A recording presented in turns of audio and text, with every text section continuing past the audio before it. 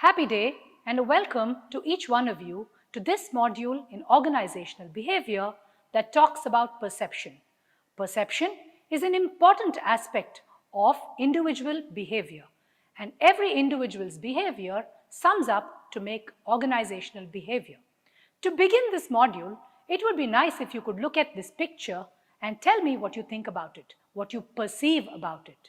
We use the word perception very commonly in our everyday life. I perceive, he perceives, we perceive, our perception about this is, and so on and so forth. Look, the writing in this picture is clearly on the wall, yet the two gentlemen perceive it differently.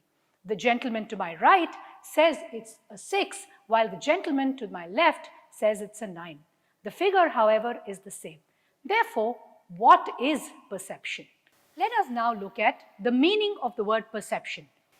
Perception is the way in which someone understands something or some other person. Therefore, is it a feeling or a mental process? Is it a physiological process or a mental process? It is actually a mental process, quite opposed to what we believe.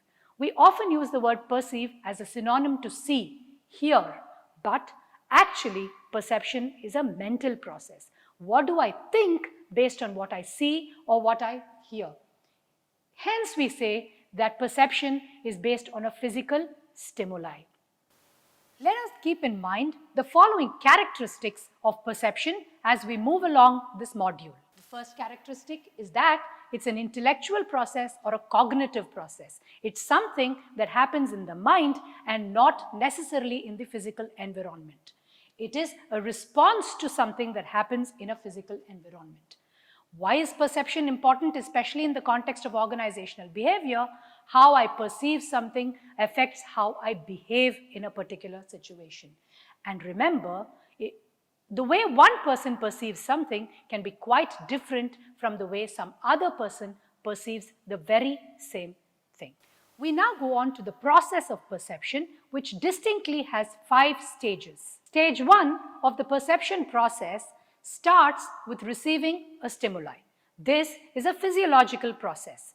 Every human being has 5 sense organs, and I rely on these to get my stimulus. For instance, when I feel the cool breeze, I receive a haptic stimulus. When I hear the bell ring, knowing that's the end of a lecture hour, I receive an echoic stimulus. When I see that the students in my class are restless, I realize it's an iconic stimulus. When I smell yummy dosas being made in the kitchen, it's an olfactory stimulus. And when I taste something that is sour, I know it's a lemon, then I am relying on my gustatory stimulus. Every human being receives millions of stimulus every moment. As we stand here, we are smelling something, seeing something, tasting something, feeling something. However, it is humanly impossible to process all of these stimuli at the same time. Therefore, I choose some of these stimuli, one after the other, for processing. In fact, I may not even process some of these stimuli. And how do I do this? There are some internal and external factors that help me pick my stimulus. For instance, when I'm hungry, I have an internal need for food, and therefore my olfactory stimulus or the smell of dosas overpowers every other stimulus that I see. When I pick up the Times of India or the Hindu, I read the headlines first because the size and the contrast of the headlines is much larger than the news inside. When I see a picture of my favorite star, then I choose to read that article first because of the contrast that it creates. Therefore, I pick certain stimulus based on these internal and external factors. This is what we call selective perception, and it is based on certain sound psychological principles. The first one being the principle of figure ground. What do I mean by figure ground? It happens to all of us. When we are watching a favorite TV show in which we have a favorite star, we tend to push everyone else to the background and focus on our favorite star. That is, we move our star to the foreground and move everyone else to the background. For instance, when you look at the picture here, some of you can see a candle stand, while others can see two young men or women looking at each other. It is because those who see the candle are moving the white part of the picture to the foreground, and the others are moving the black part of the picture to the foreground. This is what we call principle of figure ground. In selective perception, relevance is also an important principle.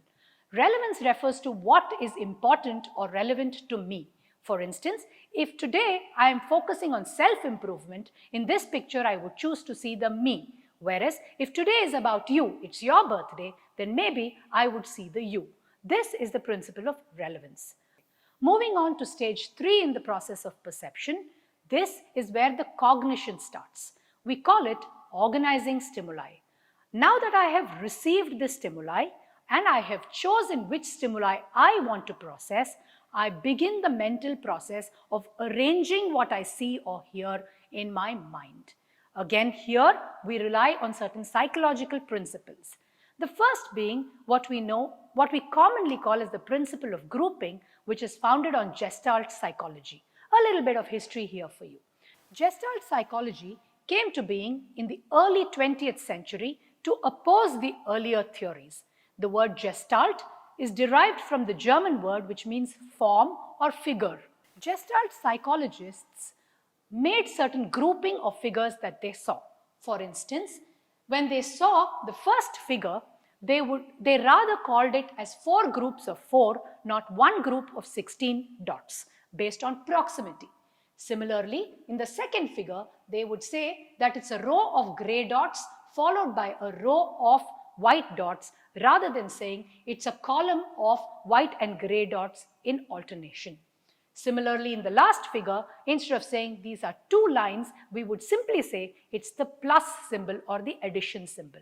This was the founding principle of Gestalt psychology. At the workplace, when a group of 3 colleagues eat together, the manager would generally perceive them to be friendly outside of the workplace as well. This is how the principle of grouping affects our perceptive process. Sometimes, while organizing stimuli, we simplify what we see. When we say simplification, we either add or minus from what we see to help what we see or hear fall into a said pattern. For instance, while reading what's in the triangle, I would say a bird in the bush rather than a bird in the bush, as it is given in the actual picture, because a bird in the bush is a meaningful sentence for me where I have simplified by removing the additional the. This happens in the workplace as well. Stage 4 deals with interpreting stimuli. This is based on how we have organized the stimuli. Once we have organized stimuli, we look at the stimulus for further meaning, or we try to interpret it by deriving its inner significance. While interpreting stimuli, some of the common errors or mental processes that can creep in are halo effect. This cartoon here is very, very telling of the halo effect and attribution that follows therefrom. The smaller dog looks at the bigger dog and thinks that the bigger dog must be a well-groomed, well-trained, well-behaved dog, unlike himself. However, in reality, if you look at the 4th picture, the bigger dog lives in a mess and is quite untrained. This happens in the workplace as well, where a good worker can get away with a couple of not so acceptable deeds because of the halo effect.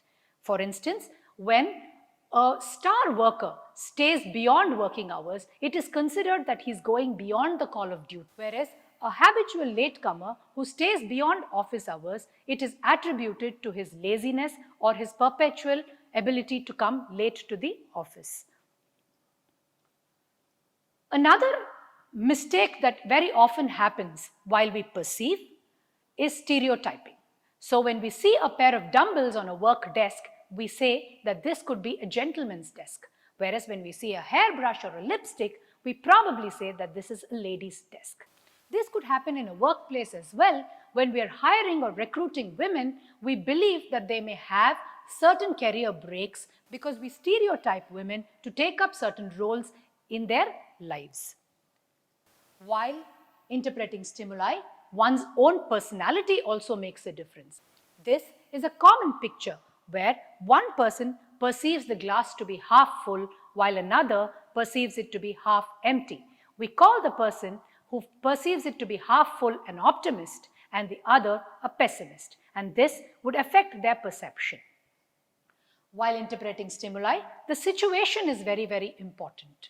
For instance, if you were to ask me which of the center dots was bigger, I would probably say that the center dot in the first picture is bigger.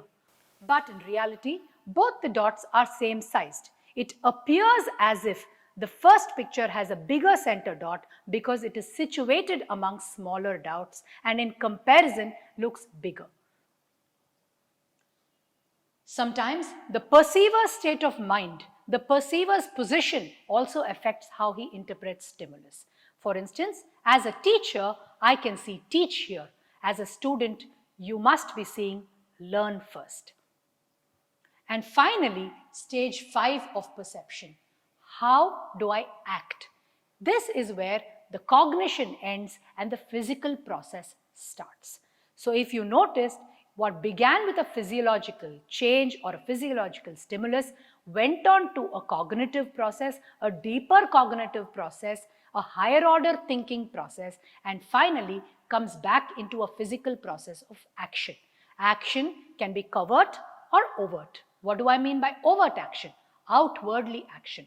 So when I smell smoke, I might get up, pick up a fire extinguisher and move towards the smoke. This is an overt action. I might think there is a fire, let me stay safe. This is a cognitive or this is a subconscious action, and this is called a covert action. This picture shows us how different people perceive the tree. How then is perception relevant in an organizational behavior or a human resource management context? Perception affects a lot of processes in HRM like recruitment and selection. As a recruiter, how do I perceive the candidate who has come? What do I see? What do I hear from him? And what decisions do I make based on that? Similarly, while managing the performance of my employee, while appraising his performance, my perception of him or her plays a large role. Similarly, from the employee's perspective, how he pitches his performance would depend on how he perceives the organization, how he perceives his immediate superior, or even his CEO. The perception of the organization also affects the work culture of an organization, and finally, it affects the entire climate of the organization. And finally, how can I improve the perception of my employees for positive workplace behavior?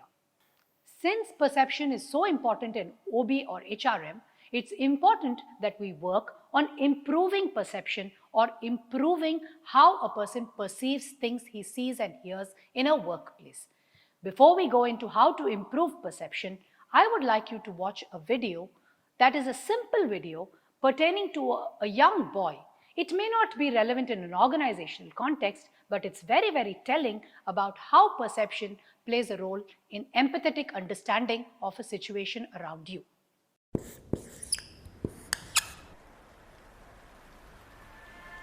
A store owner was tracking a sign above his door that reads, "Puppy for sale." Signs like this have a way of attracting small children, and sure enough, a little boy appeared under a store owner's sign. "How much are you selling the puppies for?" he asked. The store owner replied, "Anywhere from $30 to $50. The little boy reached into his pocket and pulled out some change. "I have $3.37, he said. "Can I please take a look at them?" The store owner smiled and whistled, and out the candy came lady, who ran down the aisles of his store followed by 5 tiny balls of fur. One puppy was lagging considerably behind. Immediately the little boy singled out the lagging, limping puppy and said, "What's wrong with that little dog?" The store owner explained that the vet has examined the little puppy and has discovered it hasn't got a hip socket. It would always be limp. It would always be lame. The little boy became excited. "That is the puppy I want to buy," the store owner said. No, you do not want to buy that little dog. If you really want him, I'll just give him to you. The little boy got quite upset. He looked straight into the store owner's eyes, pointing his finger and said, I don't want you to give him to me. That little dog is worth every bit, as much as all the other dogs. I'll pay the full price. In fact, I'll give you $2.37 now and 50 cents a month until I have him paid off. The store owner countered, you really don't want to buy this little dog. He is never going to be able to run and jump and play with you like all the other puppies. To his surprise, the little boy reached down and rolled up his pant leg and revealed a badly crippled left leg supported by a big metal brace. He looked up at the store owner and softly replied, well, I don't run so well myself, and the little puppy will need someone who understands. We all need someone who can understand us. That video showed us how a little boy's perception about a lame pup affected his empathy towards the situation. His own situation, how he perceived the dog's disability, affected his overall perception towards the purchase decision that he made. In reality, in a workplace, perception needs to be improved, and this can be done by improving the self-awareness or the self-concept of every employee. An employee who feels good about himself automatically feels good about his workplace and his work surroundings. Developing empathy towards each other, having a positive attitude, and most importantly, communicating openly and clearly with your colleagues. Eventually, how an employee behaves would depend on whether he perceives the picture to say good or does it say evil to him. To summarize, today we looked at what is perception, how it is a cognitive process that is based on a physical process, how perception affects one's behavior, and how one's behavior affects an entire organization's behavior. We also delved into the stages in the perception process, which starts with a physiological process of receiving a stimuli, going on to a cognitive process of organizing and interpreting the stimuli, and finally results in action in a workplace. We also looked at the relevance of perception in an OB or an HRM context, and we finally saw why it is important to work on the perceptual abilities of each and every employee to get positive workplace behavior. So remember, the next time we say, I perceive, you perceive, our perception, the word perception has a much deeper meaning than what we think it does. It has a whole cognitive process that is followed up by a physical action. Thank you very much.